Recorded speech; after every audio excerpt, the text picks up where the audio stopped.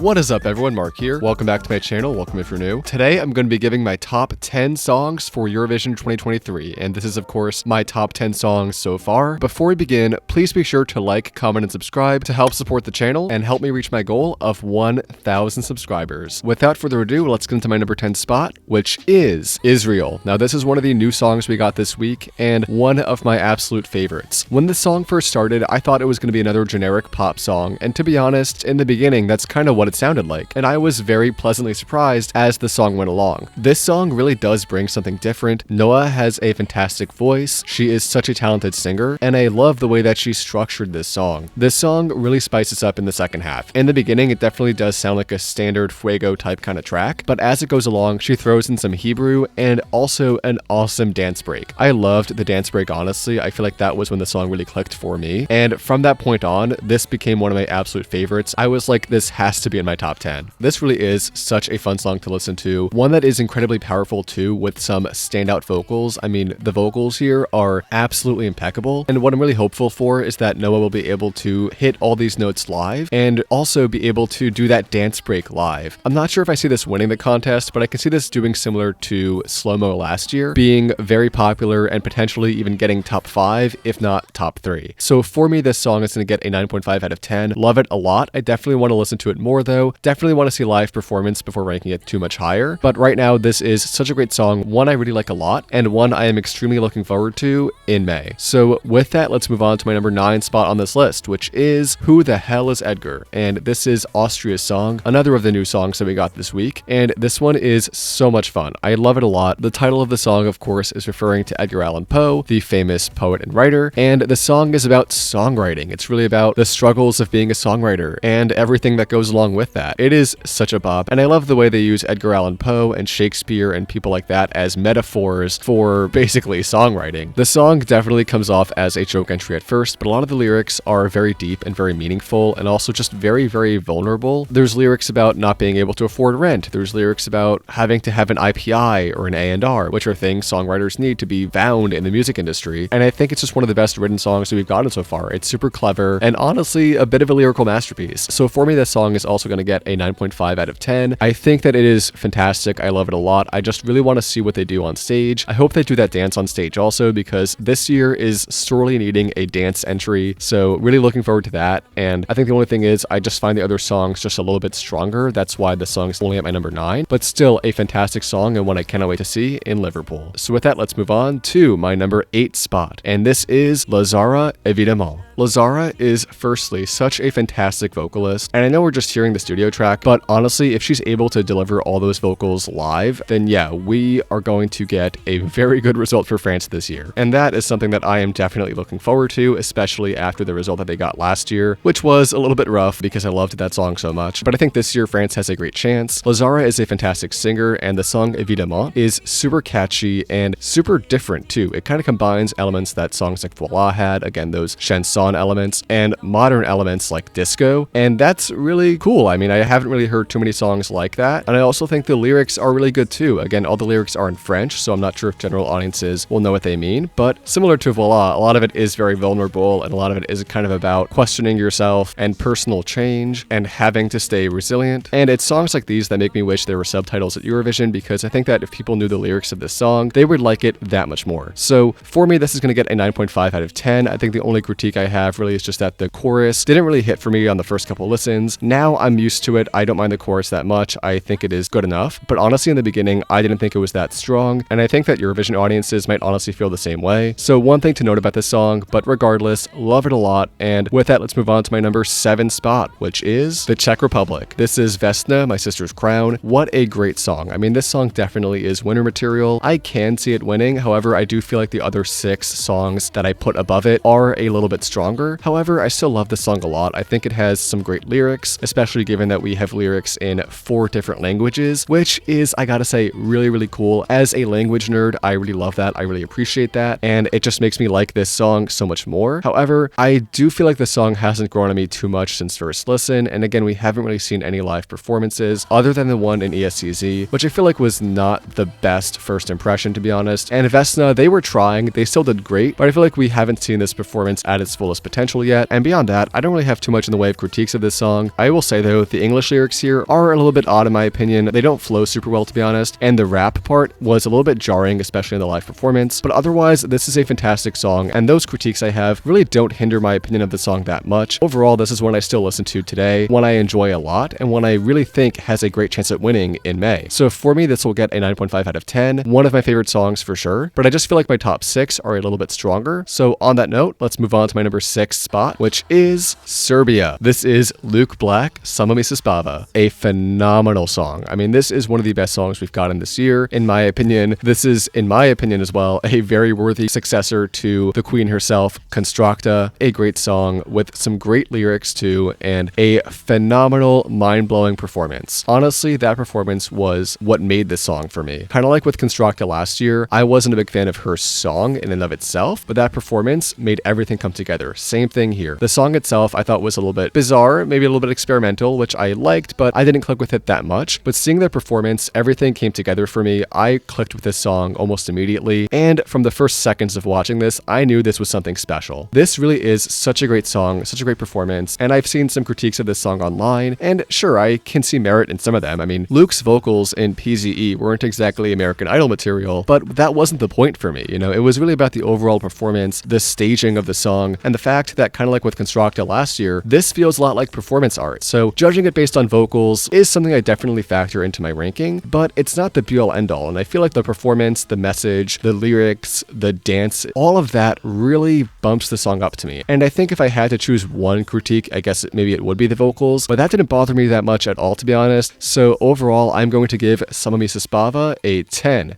out of 10. And so with that, let's move on to my number 5 spot on this list. And this might surprise some people, but it is Moldova. I think Pasha is one of the most talented performers we've gotten this year, and this performance is honestly incredible. I mean, keep in mind, this is the song that beat Epic Sax Guy, but I was not ready for how good this song was. And by song, I mean really this performance. I mean, the song in and of itself is phenomenal, but the performance, again, kind of like with Samo mi se spava, is what sells it. We may not have Epic Sax Guy this year, but we do have Epic Flute Guy, and I very much appreciated the inclusion of that part. It makes this song stand out so much. The ladies in the background with those antlers or whatever they're wearing, I mean, they look super cool. Pretty much everything in this performance is almost designed to make this song stand out, and that is what I love so much about it. This is definitely one of the most unique entries that Moldova has ever sent, and honestly, if this song is anything like the performance we got in the Moldova National Final, then we might see another top 10 finish this year for Moldova. And also, that performance that we saw in that national final did not have the best quality, right? They were practically filming that on a potato. But imagine this with the production quality, with the staging, the stage design of the Eurovision Song Contest. Imagine that. I think with Eurovision level staging and production, this can definitely be top 5 material. I know it's a competitive year, but I really think Moldova has something special here. And I think, and I hope, that the public will notice and appreciate that. So for me, this will get another 10 out of 10. One of my favorites this year, and one I cannot wait to see in May. With that, let's move on to my number 4 spot, which is Slovenia. This is the song Carpe Diem by Joker Out. And this song has remained one of my all-time favorites since it was first released. I love indie rock, and to be honest, I'm giving this song a lot of points because of that, and it reminds me a lot of bands that I used to listen to when I was younger, so that all earns this a lot of points for me. I think other things I like about this entry are the band itself. They have so much charisma on stage. They really know how to work a crowd. They have such great, I mean, fantastic stage presence, and they just have such good energy. The lyrics of the song too are great. They're basically about, well, you guessed it, seizing the day and essentially breaking out of the rat race that we've all kind of been stuck in, and just a really fun song, one that I enjoy a lot and one I still listen to today. For me, this will get a 10 out of 10, and with that, let's move on to my top 3, starting with my 3rd place, which is Alessandra, Queen of Kings. This is, of course, Norway's entry, and my goodness, does Norway have a great song this year. Queen of Kings was one of my favorites from first listen. I will say I did think it sounded very similar to Run to the Hills from Melody Festival last year. Now that I've had time to listen to the song more, to learn more about Alessandra as an artist, the fact that this song sounds so similar to Run to the Hills really doesn't bother me that much now, and I don't think it will by the time we hear the song in May. And to be honest, I don't think this will bother Eurovision audiences either. I mean, most people don't follow national finals as avidly as me or you, so I really don't think this will be an issue for the song in ESC, and right now it's just not an issue for me. So with that out of the way, Alessandra gave a flawless performance, has fantastic vocals, vocals and is just so charming on stage. I don't know what else to rank this song, but a 10 out of 10. With that, let's move on to my current runner-up, my second place, and that is Käärijä with the song Cha Cha Cha. Like I said in my last ranking, Cha Cha Cha is simply one of the most fun songs we've gotten this year, one of the most energetic and unique performances that we've gotten for sure, and one of my favorite entries from Finland ever. I'm not sure if this song is going to win Eurovision, but I feel like they have a pretty solid chance given how much people love this song. I mean, they destroyed the televote in UMK, and I feel like something similar might happen this year in ESC. Käärijä simply is a super dynamic singer. The way he's able to use his voice to blend multiple genres of music in the same song and make it sound good. I think this is one of the most unique songs we've ever gotten in Eurovision, one of the most fun performances, again, assuming the performance will be like they had in UMK, and I just cannot wait to see what Käärijä does on the Eurovision stage. And the song itself is bordering on experimental, which I always appreciate, and also is just super fast-paced. I mean, this is the perfect song to listen to at the gym. Okay, maybe not. I mean, this song is definitely super fast, so unless you want to bench like £1,000,000, I'm not sure if this is the song for you, but this is still regardless one that I have in my playlist, one that I listen to a lot, one that I do listen to at the gym occasionally because, I mean, let's face it, this is the perfect hype song and one of my all-time favorites this year. For me, Cha Cha Cha has to get a 10 out of 10. Love it so much, cannot wait to see it in May, and wishing the best of luck to Käärijä and Finland. With that, let's move on to my number one spot, my current winner for Eurovision 2023, and that is still... She's an icon, she's a legend, and she is the moment. Blanca Paloma with the song Eaea. Blanca is an incredible artist with an incredible song this year, and one that I feel like has been a little bit underrated just because, I mean, it is definitely more experimental, it is very different, and it's not like anything that we've really seen before, especially not in Eurovision, and that's kind of why I think it hasn't clicked with a lot of people as much as it has for me. But for me, this is perfection. This is exactly what I want in Eurovision, and that performance in Benidorm was jaw-dropping. I mean, really, that was incredible. I was silent for like a whole minute after watching that performance for the first time. It gave me chills. I mean, this for me, kind of like with Constructa last year, it's more about the overall performance for me than the song itself. And when it comes to the song itself, the song is pretty good, but honestly, when I was ranking the songs when just the studio tracks were out, this one was not ranked very highly for me. I think I had it in my 5th place, which is still, you know, a good placement, but I think a big part of that was, of course, the song is very different. It's not really like your standard song structure. It's not something that we've heard really in Eurovision a lot before, and flamenco just is a genre that I myself, and I know a lot of other people, just haven't really been exposed to in general.